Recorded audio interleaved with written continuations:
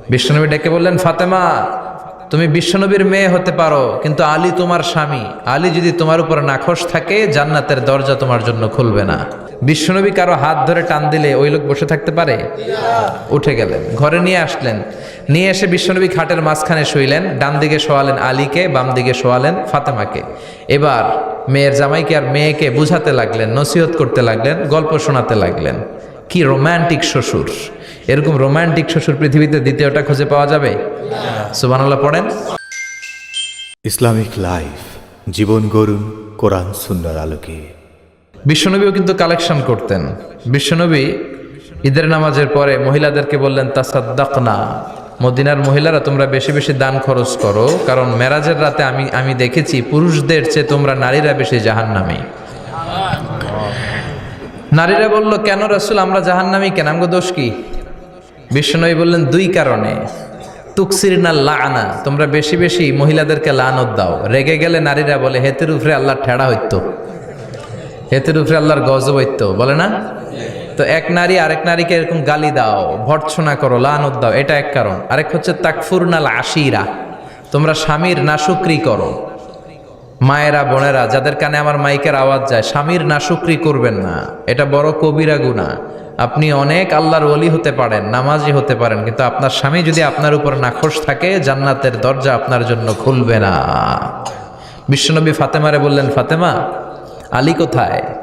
ফাতেমা বলল, আপনার জামাই আলী আমার সাথে ঝগড়া করে বাইরে গেছে। বিশ্বনবীর চেহারাটা আগুনের গোলার মতো লাল হয়ে গেল। বিশ্বনবী ডেকে বললেন, ফাতেমা তুমি বিশ্বনবীর মেয়ে হতে পারো, কিন্তু আলী তোমার স্বামী। আলী যদি তোমার উপর নাখোশ থাকে, জান্নাতের দরজা তোমার জন্য খুলবে না। কোথায় গেছে আলী, কোথায়? বললেন যে মসজিদে নববীতে গেছে। বিশ্বনবী যে দেখলেন বালির উপরে আলী শুয়ে আছে। বিশ্বনবী মজা করে ডাক দিলেন, ইয়া আবা তোরাব। তোরাব অর্থ বালি, তোরাব মানে কি? বিশ্বনবী ডাক দিলেন, ইয়া আবা তোরাব, মানে হে বালির বাবা আলী, ওঠো। এখন আলী ওঠে না, রাগ করে আসছে। বিশ্বনবী এদিক দিয়ে তাকায়, আলী ওইদিকে তাকায়। বিশ্বনবী ওদিকে আসলে আলী এদিকে তাকায়। মনে মনে করে, এতক্ষণ আপনার মাইয়াই গুতাইছে, এখন আপনি গুতাইতেছেন। বিশ্বনবী যাই বলল, আলী রাগ করো না, ওঠো, তুমি আমার চাচাতো ভাই, আমার ঘরেই তো তুমি মানুষ হয়েছো। ঘাপটি মেরে হাতটা ধরে টান দিলেন। সাইয়েদনা আলী উঠতে বাধ্য হলেন। বিশ্বনবী কারো হাত ধরে টান দিলে ওই লোক বসে থাকতে পারে? উঠে গেলেন, ঘরে নিয়ে আসলেন। নিয়ে এসে বিশ্বনবী খাটের মাঝখানে শুইলেন। ডান দিকে শোয়ালেন আলীকে, বাম দিকে শোয়ালেন ফাতেমাকে। এবার মেয়ের জামাইকে আর মেয়েকে বুঝাতে লাগলেন, নসিহত করতে লাগলেন, গল্প শোনাতে লাগলেন। কি রোমান্টিক শ্বশুর! এরকম রোমান্টিক শ্বশুর পৃথিবীতে দ্বিতীয়টা খুঁজে পাওয়া যাবে? সুবহানাল্লাহ পড়েন। বিশ্বনবীর কাজই ছিল ঝগড়া লাগলে এরকম মিলায়া দেওয়া। কি করা? মিলায়া দিবেন। সমাজে অনেকে আছে ঝগড়া লাগলে আরো লাগায়া দেয়, আছে না নাই? আগুন লাগলে কি দিয়ে নিবান? পানি ডালতে হয়, অনেকে তেল ডালে। কি ডালে? তো আগুন আরো জ্বলে ওঠে। বিশ্বনবী বললেন, না, খবরদার, ইসলাহু যাতিল বাইন, মিলায় দিবেন। স্বামী স্ত্রীর ঝগড়া মিলায় দেন, ভাইয়ে ভাইয়ে কোপাকুপি মিলায় দেন, এলাকায় এলাকায় গ্রামে গ্রামে মারামারি না লাগাইয়া মিলায় দেন। জান্নাতে আপনার ঘরটারে বড় করে দিবে কে? আল্লাহ। বিশ্বনবীর কাজ ছিল মিলায়া দেয়া। বিশ্বনবী মক্কা থেকে মদিনায় হিজরতের আগে মদিনায় দুইটা গোত্র ছিল।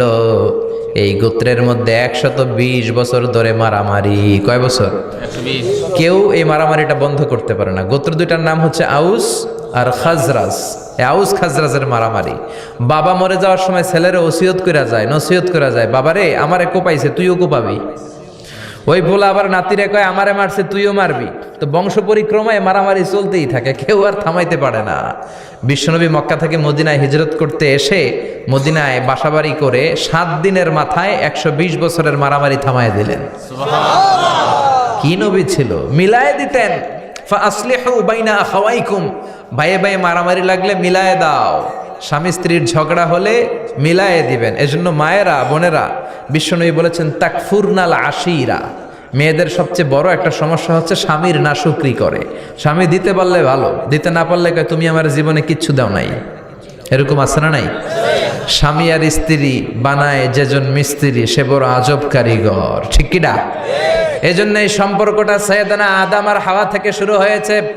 কিয়ামত পর্যন্ত স্বামী আর স্ত্রীর এই সম্পর্কের মাধ্যমে গোটা বিশ্বটারে জারি রেখে দিয়েছে কে?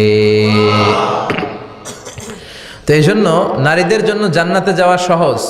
তারা যদি কিছু প্রসিডিউর মেনটেন করে, বিশ্বনবী বললেন কোন নারী যদি 4টা কাজ করে ওই নারীর জন্য 8টা জান্নাতের দরজা খুলে দিবে কে? আল মারআতু ইযা সাল্লাত খামসাহা সামাত শাহরাহা আতাআত বা'লাহা হাফিজাত ফুরুজাহা ফালতাদখুল মিন আইয়ি আবওয়াবিল জান্নাতি শাআত। মায়েরা ভালো করে শোনেন, যে নারী 5 ওয়াক্ত সালাত পড়বে, রমাদানের রোজা রাখবে, স্বামীর আনুগত্য করবে, লজ্জাস্থানের হেফাজত করবে, এই 4টা কাজ করলে আল্লাহ তাআলা তার জন্য 8টা জান্নাতের দরজা খুলে দিবেন। এজন্য বিশ্বনবীও কালেকশন করতেন। তো বিশ্বনবী বললেন মহিলারা বেশি বেশি দান করো। এই কথা শোনার পরে মহিলারা দান করা শুরু করলো। কেউ নাকের ফুল, কেউ কানের দুল, কেউ হাতের বালা, কেউ পায়ের নুপুর, কেউ গলার চেইন বিশ্বনবীর হাতে জেহাদের জন্য দান করতে শুরু করলেন। বিশ্বনবীর হাত কয়টা? একটা বলে 2টা। তো 2 হাতে বিশ্বনবী আর কয়টা নেবেন? আর নিতে পারে না। বেলালরে বললেন, বেলাল তোমার চাদরটা নিয়ে আস। বেলাল এরকম চাদর নিয়ে ধরলেন। বিশ্বনবী কালেকশনের ওয়াজ শুরু করলেন, আর বেলাল কালেকশনের সব জিনিসপত্র গুছাতে লাগলো। কোন সুবহানাল্লাহ। এজন্য কালেকশন করাটাও সুন্নাত, তবে ওটা একটা লিমিটেশনের মধ্যে, একটা সৌন্দর্যের মধ্য দিয়ে। কিছু কিছু মাদ্রাসার ছেলে মেয়েদেরকে চাল ওঠানোর জন্য বাড়ি বাড়ি পাঠায়, আছে না নাই? এদের ছোটবেলা থেকে মানসিকতাগুলো নষ্ট করে দেওয়া হয়। কেমন করে অন্যের কাছে হাত পাতবে এটা শেখানো হয়। ইসলাম বলে আল ইয়াদুল উলিয়া খায়রুম মিনাল ইয়াদিস সুফলা, উপরের হাত নিচের হাতের চেয়ে উত্তম। যে দেয় আর যে নেয় তাদের মধ্যে সেরা যে দেয়। চিল্লায় কোন ঠিক কিনা? আবার ইসলাম বলে দেওয়ার সময়ও ভারসাম্য করে দিবা। দেওয়ার সময় কিপটামি করা যাবে না, আবার ঘরে যা আছে সবও দিয়ে দেওয়া যাবে না, ঠিক কিনা? বিশ্বনবীর গায়ে একবার একটা জুব্বা, কয়টা? এক ভিক্ষুক এসে বলে, নবী আমার জুব্বা নাই, আমার জুব্বা দেন। দয়ার নবী, মায়ের নবী নিজের জুব্বাটা খুলে দিয়ে ওই ভিক্ষুকের হাতে তুলে দিলেন। এখন নবীর গায়ে কোনো জুব্বা নাই। বিশ্বনবী এখন ঘর থেকে বেরোতে পারে না। সাহাবারা এসে ঘরে নক করে, বিশ্বনবী বেরোতে পারে না। আল্লাহ আয়াত নাজিল করলেন, ওয়াল্লাযীনা ইযা আনফাকু লাম ইউসরিফু ওয়া লাম ইয়াকতুরু ওয়া কানা বাইনা যালিকা কওয়ামা। মুমিন বান্দাদের গুণাবলী, যখন দান করে কিপটামি করবে না, আবার অপচয়ও করবে না। এই আয়াত দিয়ে আল্লাহ বুঝাতে চাইলেন, নবীরে ধমক দিলেন, ও নবী 2টা জামা থাকলে একটা দিতেন, 3টা থাকলে একটা দিতেন, একটা যখন ছিল এইটা দিলেন কেন? এখন নিজে পড়বেন কি? সুবহানাল্লাহ কইবেন না? ইসলাম তো ব্যালেন্সড রে ভাই, ইসলাম ভারসাম্যপূর্ণ। ইসলামের সব বিধানগুলো আপনার সাথে স্যুট করবে, ম্যাচ করবে, এটা জীবন ঘনিষ্ঠ। ইসলামে এমন কোনো বিধান দেয়া হয় নাই যেটা আপনার খারাপ লাগবে। অন্যান্য সব ধর্মের প্রতি শ্রদ্ধা রেখেই বলি, আমার ইসলাম যে আহকাম আমাদেরকে দিয়েছে এরকম বিধান কোনো ধর্মের ভেতরে নাই। চিল্লা এখন ঠিক কিনা? হিন্দু ভাইদের প্রতি আমি শ্রদ্ধা রাখি, কারণ অনেক হিন্দু আমার মাহফিলে এসে কথা শুনে। হিন্দু ধর্মের একটা নিয়ম ছিল সতীদাহ প্রথা।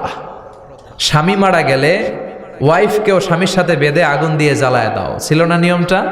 রাজা রামমোহন রায় এসে এটা উঠায় দিল। হিন্দু ধর্মের একটা নিয়ম আছে, গরুর পেশাব খাওয়া লাগে, গরুর পেশাব খেতে হয়। আমরা কি পেশাব খামো গরুর? 1 কোটি টাকা দিলে? 2 কোটি? 5 কোটি?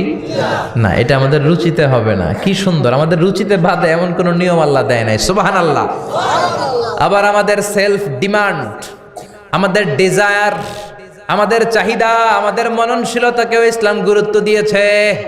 বিশ্বনবী বললেন, ইদা জা আল ইশা ওয়াল আশা মান ফাকদ্দিমুল আশা ক্বাবলা আল ইশা। ইসলামে রাতের নামাজকে বলে এশা, রাতের নামাজকে কি বলে?